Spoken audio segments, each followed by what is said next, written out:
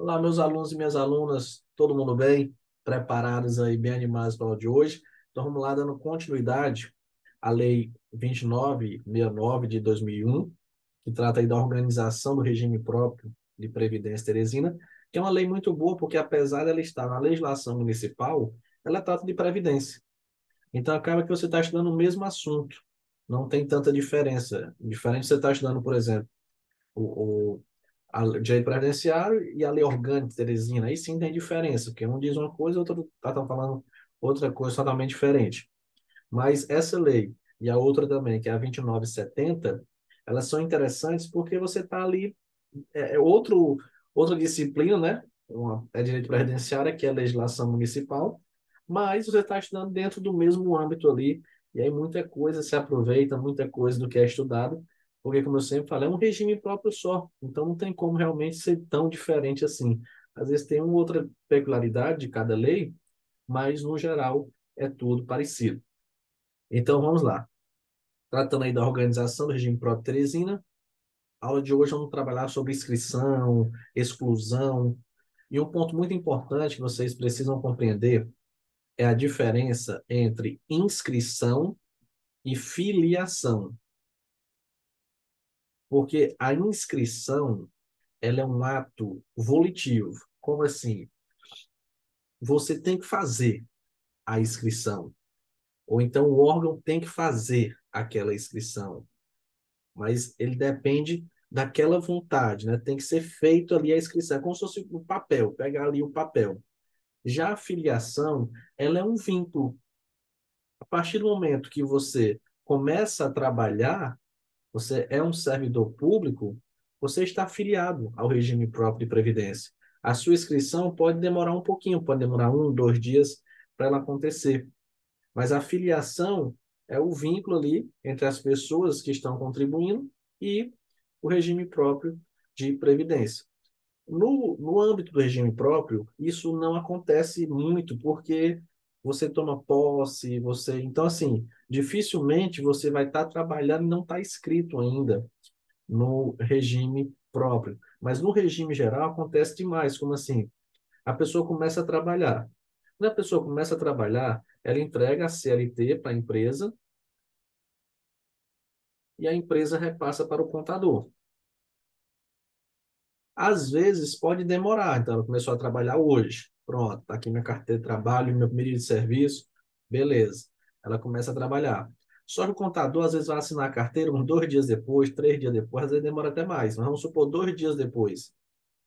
A pessoa começou aqui, vamos supor, hoje, 2 dias depois é que o contador efetivamente faz a inscrição. Como eu falei, a inscrição é a pessoa ir lá digitar tudo bem direitinho. Nesse período aqui, ocorreu a filiação. A pessoa já estava filiada ao regime, mas a inscrição só aconteceu aqui. Então, por isso que é importante você perceber essa diferença. Como eu falei, no regime próprio é muito difícil, porque na administração pública as regras são bem respeitadas e você toma posse, você entra em exercício. Então, normalmente, quando começa a filiação, já iniciou também a inscrição, você já começa inscrito, beleza? Professor, nesse seu exemplo aí, essa pessoa que está afiliada, mas não está inscrita, se acontecer alguma coisa com ela, ela está resguardada. Se essa pessoa, por exemplo, sofrer um acidente de serviço e ficar incapaz, ela pode se aposentar por incapacidade permanente, porque já existe a afiliação. A inscrição foi que não aconteceu ainda. Então, o artigo 11 vai dizer: a inscrição é condição essencial à obtenção de qualquer benefício assegurado nessa lei. Como é a inscrição? Vai ser procedida compulsoriamente pelo órgão ao qual o servidor está vinculado, através do envio de formulário padronizado pelo IPMT, devidamente acompanhado por cópia de documentação apresentada quando do processo de admissão do servidor, devendo ser requerida a documentação dos dependentes. Então, a inscrição aqui do segurado ela é feita pelo órgão. Não é ele mesmo que vai fazer a inscrição dele, não, é o órgão que vai fazer. O servidor deve apresentar IPMT, provas relativas ao tempo de serviço prestado em outros órgãos ou no setor privado, antes de sua admissão pelo município, visando o processo de compensação previdenciária entre os regimes. Aqui é se a pessoa quiser aproveitar o tempo que ela tem do regime privado, o tempo que ela tem de outros regimes aí, regime próprio, né? Para estar utilizando o IPMT. Ela vai apresentar as provas através do certificado de tempo de contribuição. Beleza. Já a filiação, como eu falei, é o vínculo que se estabelece entre pessoas que contribuem para a Previdência e do qual decorrem aí direitos e obrigações. Tranquilo, vamos lá. Agora, olha a pequena diferença. A inscrição, como foi visto, é uma condição essencial de obtenção de qualquer benefício segurado na lei. É o que a lei determina. O exemplo que eu utilizei aqui, teoricamente, pela lei, a pessoa não teria o direito, né? Mas a jurisprudência, a doutrina entende que sim, a pessoa tem esse direito. Mas a lei trata como a inscrição uma condição essencial. Até mesmo porque, como eu falei, no regime próprio, dificilmente você vai estar no regime próprio sem estar inscrito. Às vezes isso acontece muito no regime geral, mas regime próprio, dificilmente isso vai acontecer, porque no momento da posse, no momento de entrar em exercício, eu já tenho toda a documentação, já coloco no sistema. Você não vai ser um servidor público, vai começar a trabalhar sem ter, por exemplo, a sua matrícula. Sem nada, eu sou um servidor aqui, mas não existe nada registrado. Não, não vai acontecer isso daí. Então, por isso, dificilmente acontece, por isso que a lei colocou no regime próprio uma condição essencial para a obtenção de benefício, a inscrição. E a inscrição do segurado, ela é feita pelo órgão. Não, ele entrega lá a documentação e o órgão que fica responsável pela inscrição do segurado. Já a inscrição dos dependentes cabe ao segurado. Então a inscrição dele já foi feita, agora ele vai colocar os dependentes. Cônjuge, companheiro, filhos, pai, mãe, e aí ele vai lá e coloca, devendo ser realizada no ato de sua inscrição junto ao IPMT, mediante requerimento instruído com documentação necessária a qualificação individual, comprovando o vínculo jurídico e econômico. Alguns dependentes necessitam dessa dependência econômica, então ele tem que comprovar. Alguns, a dependência econômica já é presumida. Por exemplo, às vezes do cônjuge, né? Mas, às vezes, tem que, se o cônjuge for separado judicialmente, aí tem que comprovar a dependência econômica, que está recebendo pensão alimentícia, por exemplo. Então, por isso que ele coloca aqui que dentro dessa inscrição tem que ter a qualificação individual comprovada do vínculo jurídico e econômico. O servidor é responsável administrativa, civil e criminalmente pela inscrição de dependentes, de alguma forma errada, quis burlar a legislação, o servidor é responsável por isso, e somente vai exigir a certidão judicial de adoção quando for anterior a 14 de outubro de 1920, data da vigência da Lei 8069. Que lei é essa, professor? É o ECA, Estatuto da Criança e Adolescente. Então, essa certidão judicial de adoção, o que que a prova pode fazer de vocês? Para o servidor fazer a inscrição de um dependente, um filho adotivo, por exemplo, ele precisa comprovar a certidão judicial de adoção. Não, isso não é a regra. A regra é que não precisa. Só vai precisar se essa certidão, se a adoção for anterior a 14 de outubro de 1990, que é a data da vigência do ECA. Depois disso, não precisa mais. Esse artigo 16 ele é bem interessante.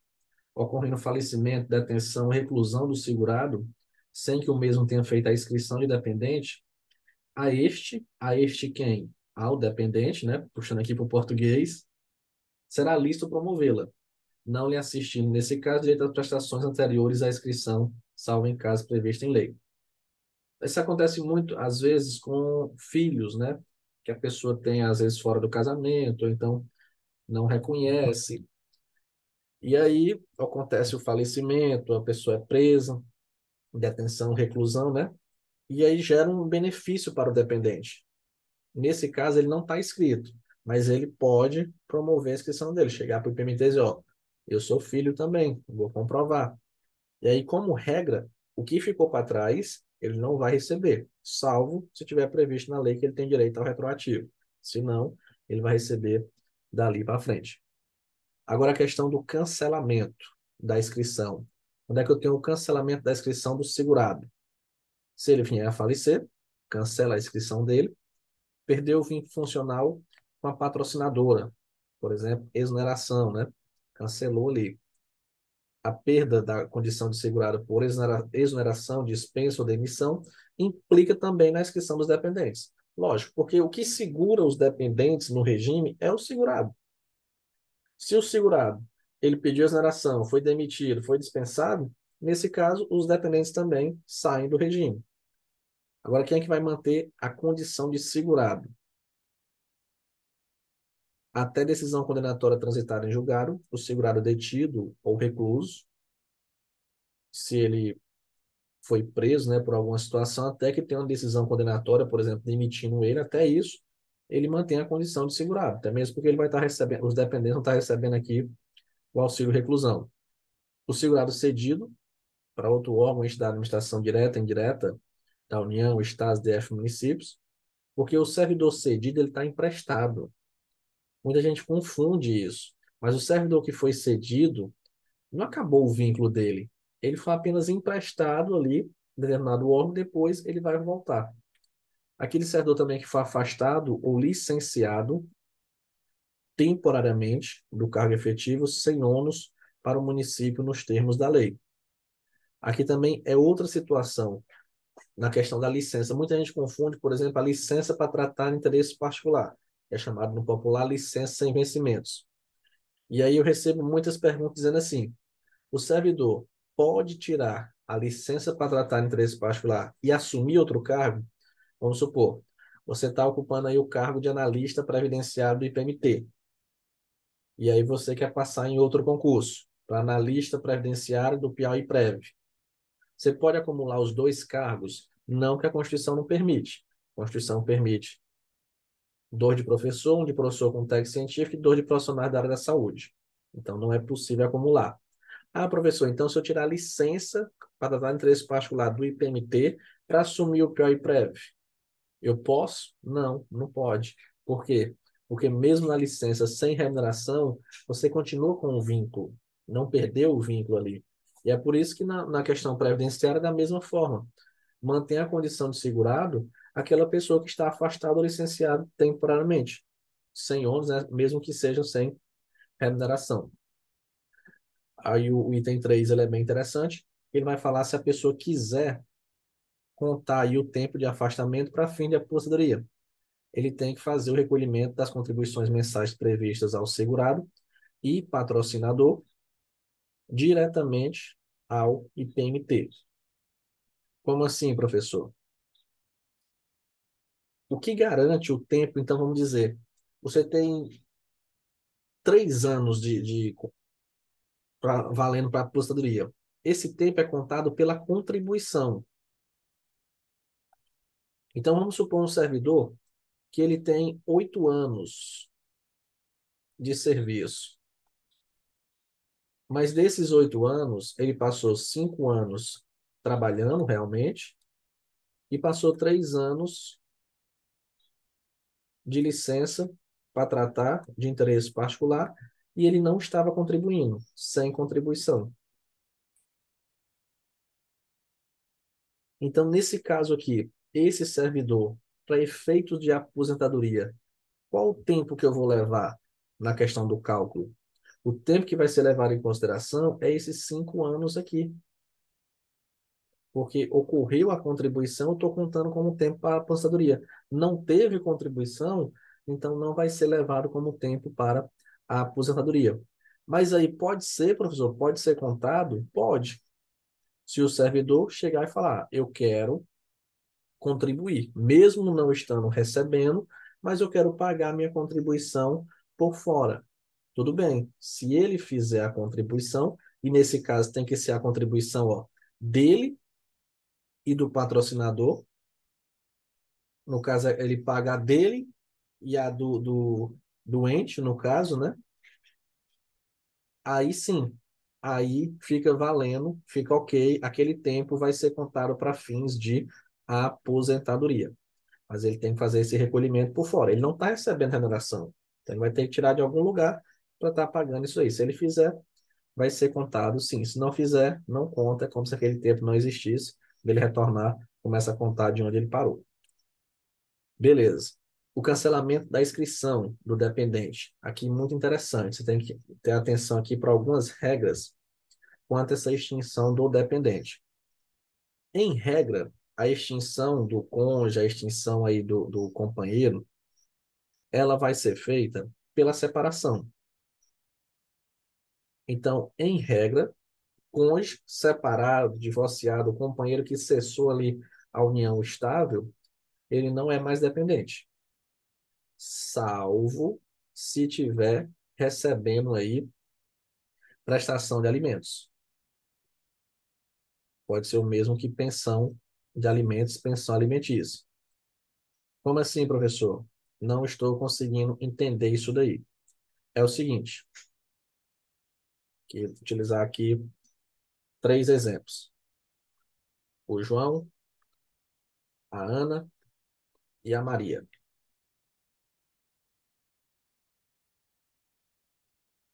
Ex-cônjuge que não recebe prestação de alimentos. A Ana tem um ex-cônjuge que recebe prestação de alimentos e ela já está, por exemplo, em união estável com outra pessoa. A Maria tem um ex-companheiro que recebe prestação de alimentos dela e ela também tem um filho de 10 anos. Nesse caso, por exemplo, o João, o único dependente do João é um ex-cônjuge dele, uma ex-esposa, um ex-esposo dele, que não está recebendo prestação de alimentos. Então, nesse caso, o João não tem dependentes. Se ele falecer, não vai deixar pensão para ninguém, porque como não está recebendo pensão alimentícia e é ex-cônjuge, então acabou. Já a Ana tem um ex-cônjuge que está recebendo prestação de alimentos no momento do óbito dela, né? E ela está em união estável com outra pessoa. Então, nesse caso, as duas podem receber, ou os dois podem receber, beleza? Eita, professor, confusão. Aqui é confusão. Mas, nesse caso, as duas pessoas aí teriam direito a receber a pensão dela. Porque o ex-cônjuge, mesmo separado, né, mesmo divorciado, mas está recebendo prestação de alimentos.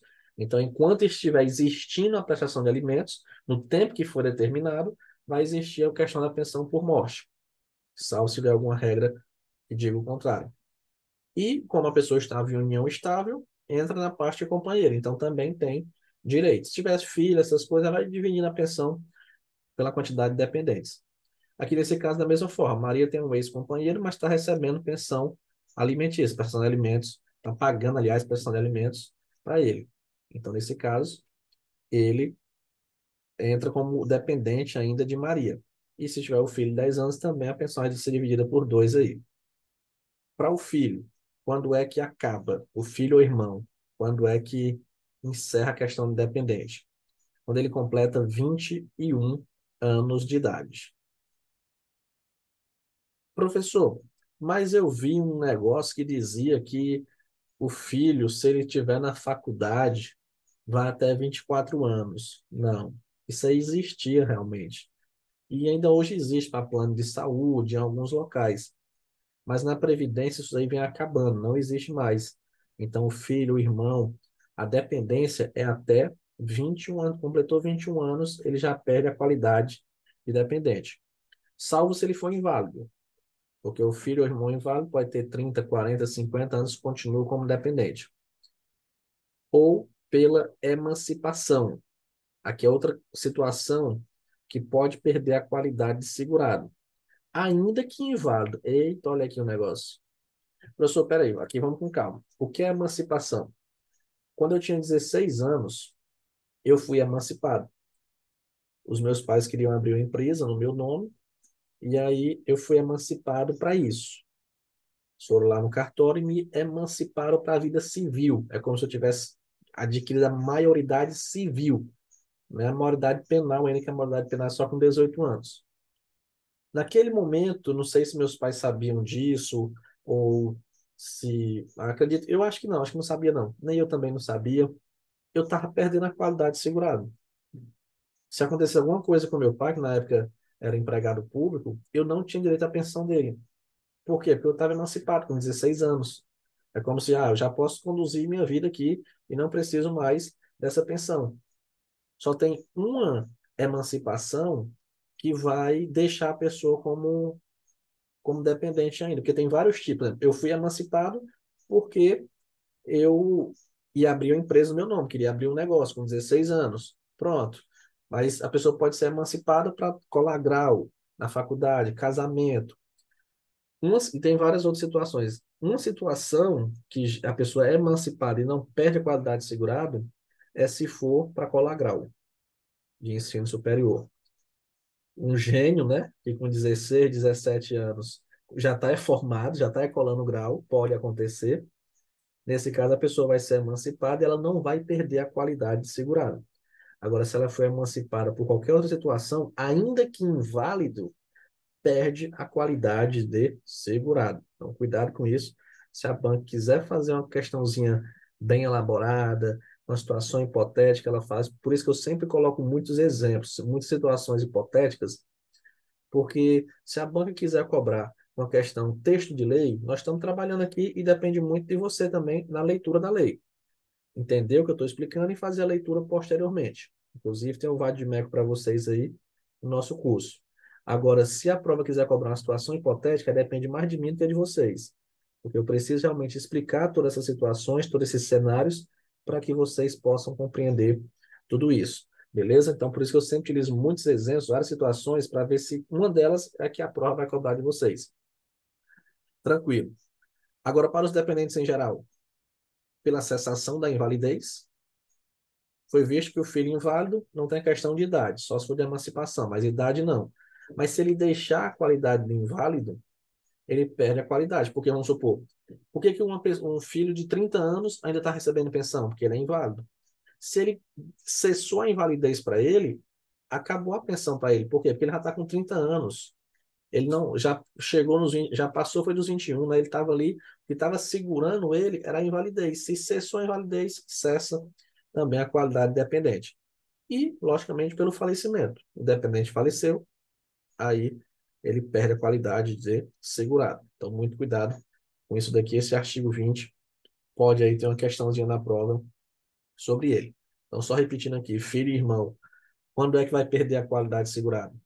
Completar 21 anos, salvo se for inválido, e pela emancipação. A emancipação perde a qualidade de inválido até, aliás, perde a qualidade de segurado até para o inválido, salvo se for uma emancipação para a pessoa colar grau em curso de ensino superior. Essa daí não perde a qualidade de segurado. A pessoa vai ser emancipada e vai continuar na qualidade de segurado até completar 21 anos, ou se for inválido, até cessar a invalidez. Tranquilo? Beleza. Com os companheiros também já expliquei, coloquei exemplos aqui. Vamos aqui avançar. Artigo 21, muito importante. Vai trazer aí quais são os benefícios em que eu tenho para os segurados e dependentes. E aqui é uma questãozinha bobinha, bestinha, mas que pode pegar muita gente. E um detalhe interessante é que o regime próprio, ele não pode conceder benefícios distintos do regime geral. Então, hoje em dia, eu sempre falo isso nas minhas aulas iniciais, o regime próprio está muito parecido com o regime geral. Muito mesmo. Essa regra aqui deixa eles mais próximos ainda, né? Então, quais são os benefícios que eu tenho quanto ao segurado? O segurado tem direito a isso: a aposentadoria voluntária, a aposentadoria compulsória por invalidez, que essa por invalidez, hoje o nome dela melhor seria incapacidade permanente, salário família, apesar do salário família ser pago por dependente, se ele tem um filho, um salário família, dois filhos, recebe duas cotas de salário família, três filhos, três cotas, mas ele é um benefício do segurado e não do dependente.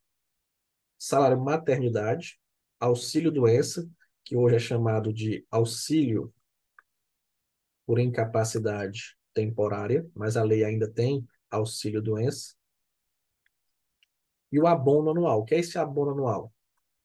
Aqui é o 13º. Não seria nem assim, um benefício em si, né? É algo decorrente dos benefícios. Quem é aposentado recebe 13º. Quem está recebendo salário maternidade recebe 13º. Agora, benefícios que são pagos para os dependentes. A pensão por morte, o auxílio reclusão e o abono anual, que aqui também é o 13º. Muito cuidado com esse auxílio reclusão, porque é cheio de pegadinhas, de fake news, né? É o benefício campeão de fake news. Então, ele, às vezes, a pessoa preso e recebe benefício, a Previdência está pagando benefício para quem está preso. Não, não é assim. Primeiro ponto, para receber o auxílio reclusão, tem que ser segurado da Previdência, ou do regime geral, ou do regime próprio. Então, se a pessoa não trabalha e foi presa, e não está na qualidade de segurado nenhum dos regimes, ela não vai receber. Segundo ponto, quem recebe não é a pessoa diretamente. Quem recebe são os dependentes.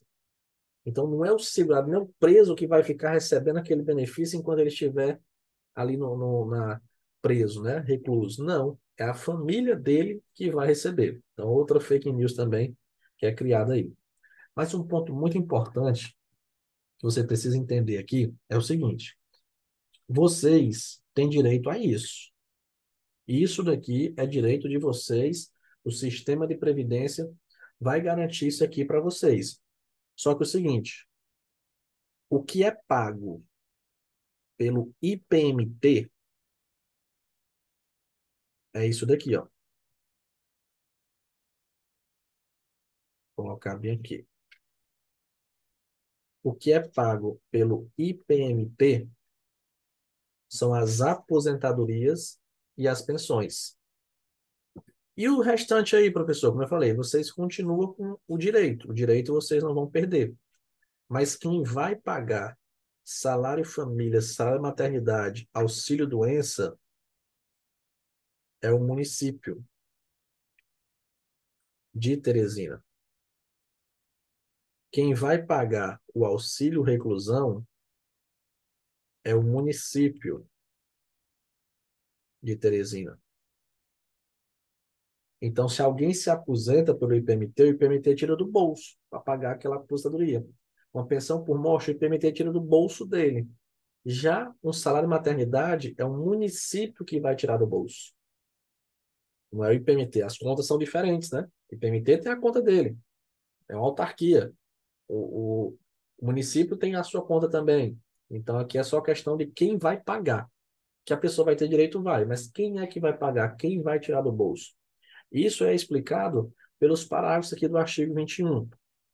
O parágrafo primeiro vai dizer que nenhum benefício pode ser criado, majorado ou estendido sem que esteja estabelecida a correspondente receita de cobertura.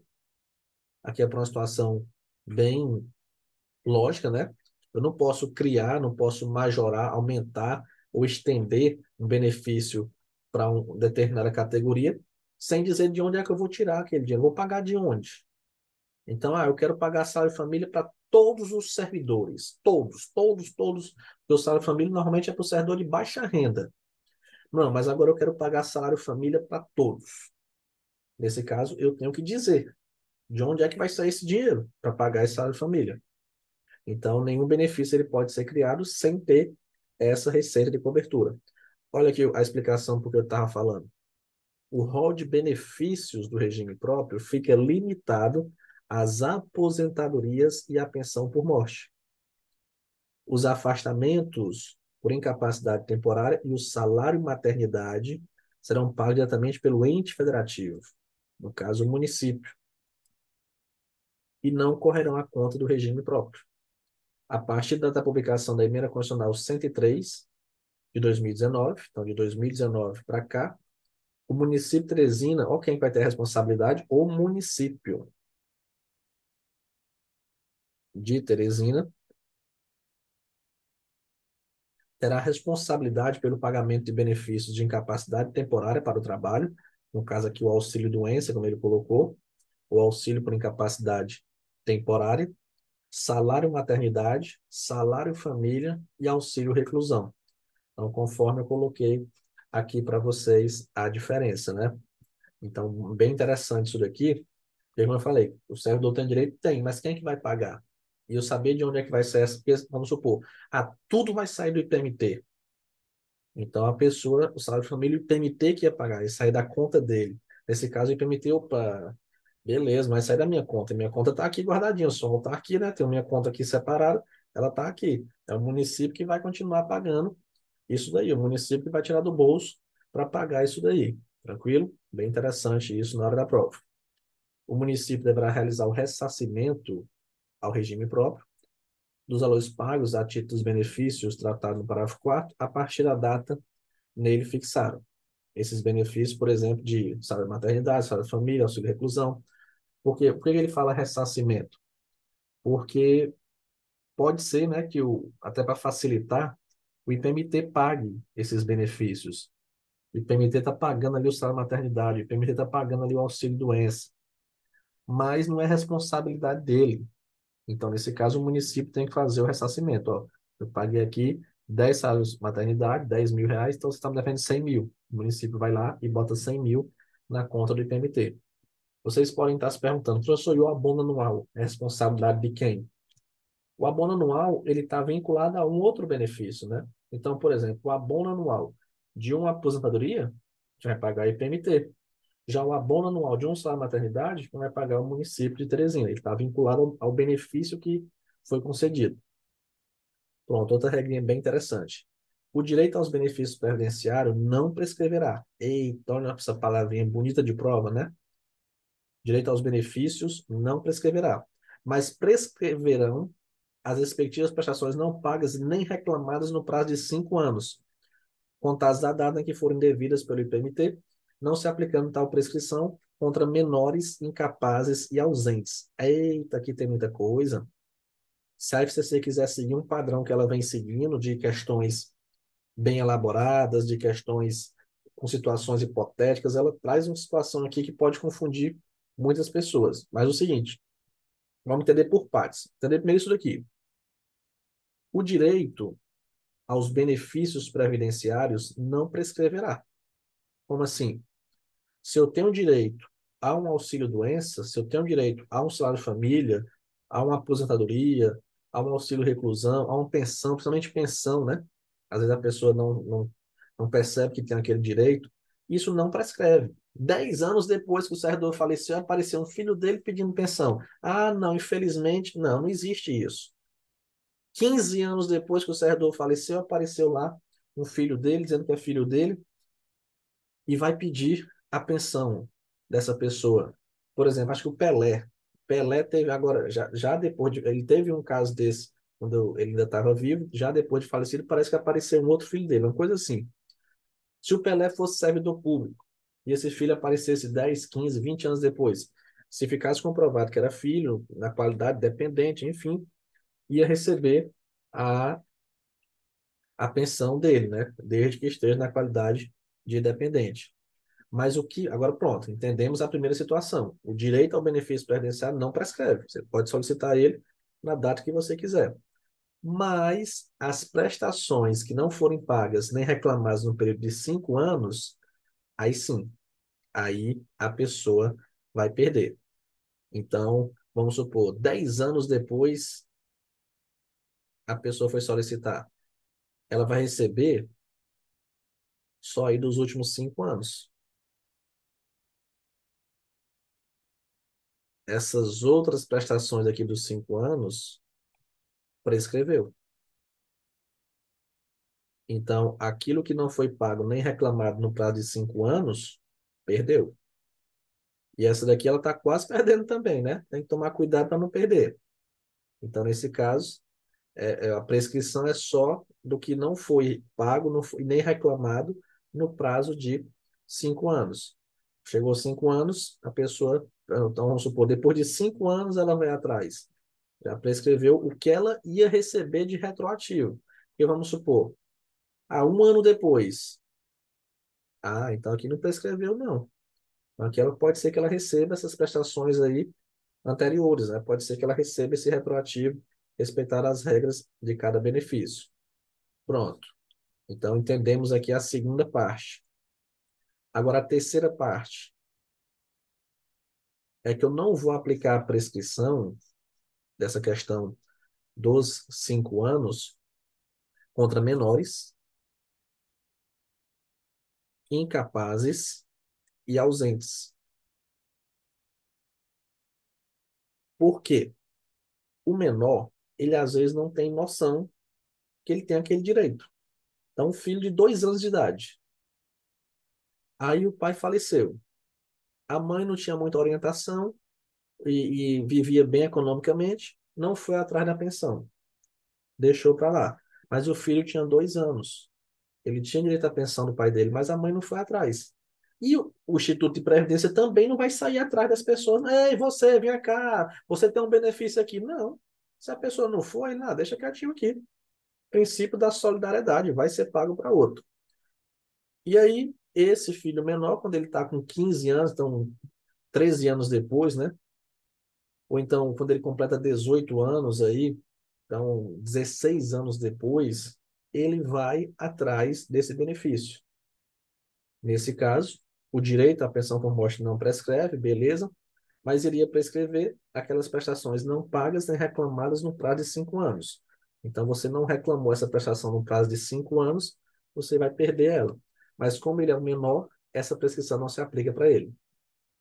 Então, teoricamente, ele teria direito ao benefício no período completo ali, não teria essa prescrição para ele, para menor, incapaz e ausente. Agora, é um filho, ou então um cônjuge, né, que não é menor de idade, não é incapaz, não é ausente. E aí vem requerer uma pensão por morte 15 anos depois. Aí, nesse caso, aplica a prescrição para aquelas prestações não pagas nem reclamadas no prazo de 5 anos. Beleza, bem interessante também esse artigo 22.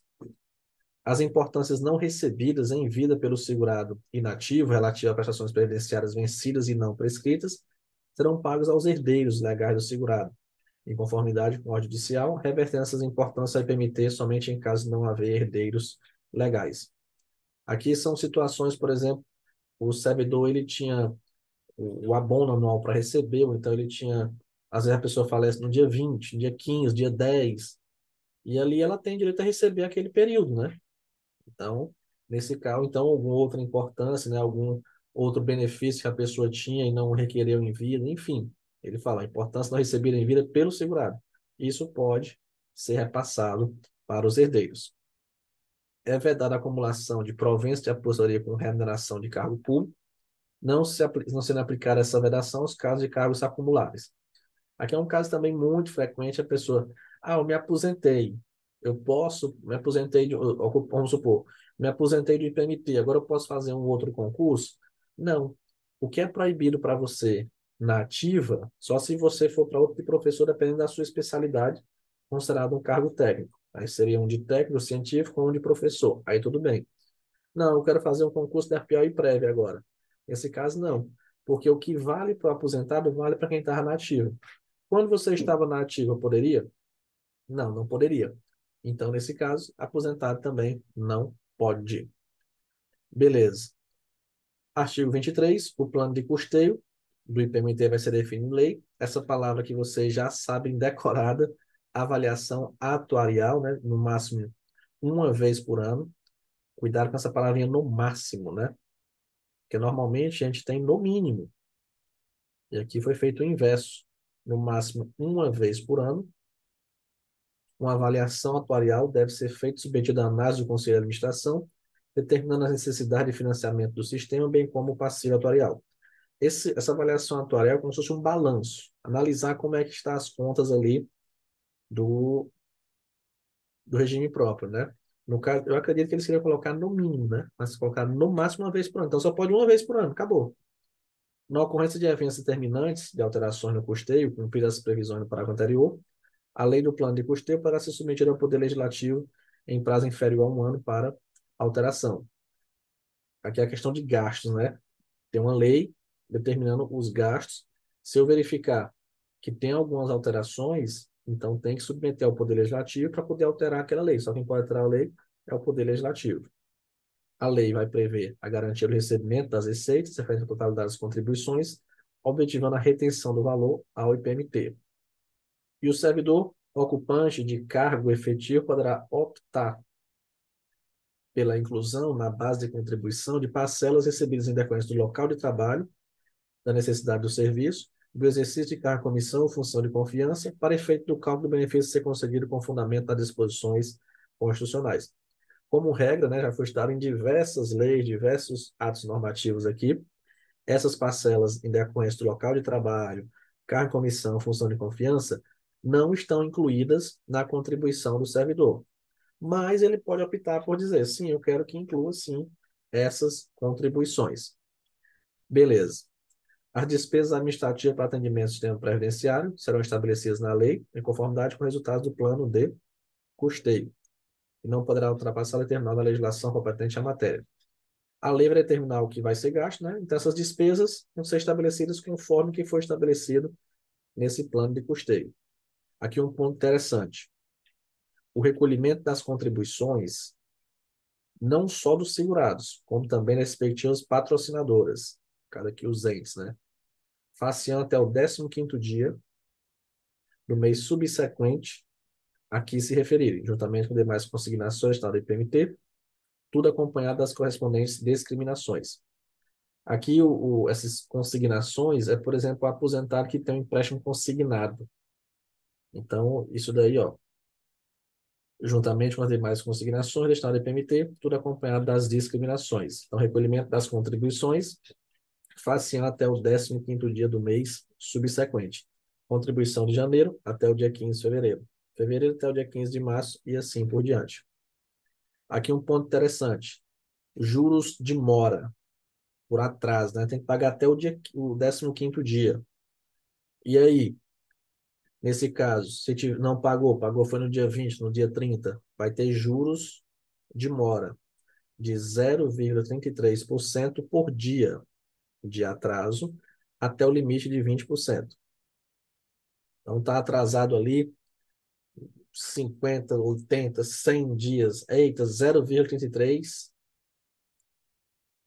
vezes 100 dias que está atrasado, que vai dar igual a 33% de juros de mora. Não. A prova pode querer que vocês pensem dessa forma. Mas ele é 0,33 por dia. Então, se ela colocar, por exemplo, 2 dias, então aqui sim, vai ser por 2, 0,66 centavos. Mas ele tem um limite, esses juros, que é o limite de 20%. Detalhe bem interessante.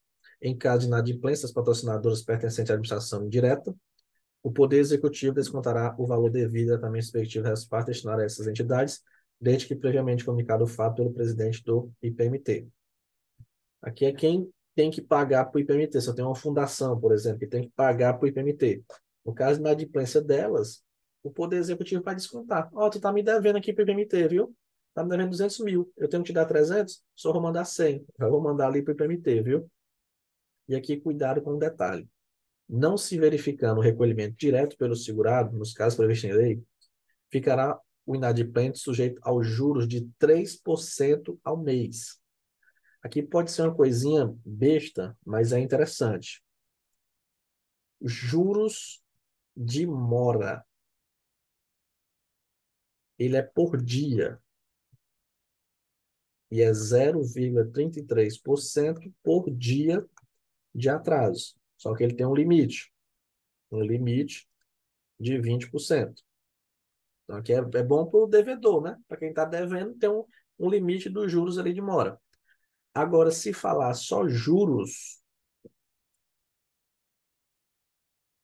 aí ele é de 3% ao mês. Então, muito cuidado com isso. Se a prova quiser cobrar de vocês uma situação hipotética, o João deveria pagar a contribuição tal dia, está devendo, nesse caso aqui, como é que vai ser o cálculo? O juros de mora é calculado por dia de atraso, 0,33 por dia, limitado a 20%. Já juros, somente a palavra juros, é 3% ao mês. O atraso superior a 90 dias implicará na suspensão da condição de segurado, durante o período em que perdurar a inadimplência, conforme dispuser em regulamento. Opa, atrasou um mês, beleza, estou atrasado, mas sou segurado. Atrasou 2 meses, beleza. Opa, superior a 90 dias de atraso aí, já implica na suspensão da condição de segurado. Então, já pode ter algum problema ali naquela situação, o servidor pode não ser atendido pelo regime de previdência, porque a qualidade de segurado dele está suspensa por conta da inadimplência. Para finalizar aqui, o patrimônio do IPMT é autônomo, livre e desvinculado de qualquer outra entidade. Ele é uma autarquia, né? Não tem patrimônio próprio, não está vinculado, não está ali, o mesmo patrimônio do município, o município pode fazer o que quiser, não. Ele tem a sua autonomia por conta que é uma autarquia. e será aplicado observadas determinações legais conforme diretrizes estabelecidas pelo Conselho de Administração. Vamos conhecer esse Conselho de Administração na próxima aula. Em planos que têm em vista a rentabilidade compatível com os imperativos atoriais, garantir os investimentos e manutenção do poder aquisitivo dos capitais aplicados. Os bens patrimoniais e imóveis do PMT só poderão ser alienados ou gravados por proposta do diretor-presidente da autarquia, aprovada pelo Conselho de Administração, observar as disposições legais e de acordo com o plano de aplicação do patrimônio. Eu quero alienar, quero vender esse bem. Então, proposta do diretor-presidente, aprovado pelo Conselho de Administração, aí sim pode fazer essa venda. Então, uma aulazinha recheada de informações, né?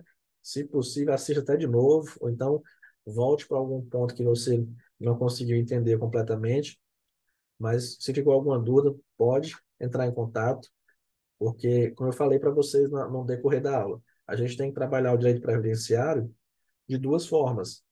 Da forma texto de lei, que é o que a gente vem trabalhando aqui, pode simplesmente, por exemplo, trocar 0,33 por 0,34, e já é uma pegadinha de prova, trocar o 15º por o 16º, enfim, alguma palavra, né, texto de lei, a prova pode cobrar uma situação como essa.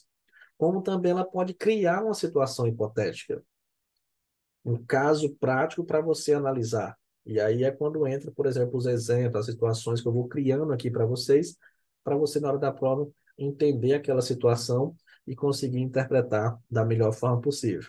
Beleza? Aguardo vocês aí na próxima aula. Vamos conhecer quem é esse Conselho de Administração, toda essa parte aí importante dessa lei. Valeu, pessoal. Um grande abraço e até a próxima aula.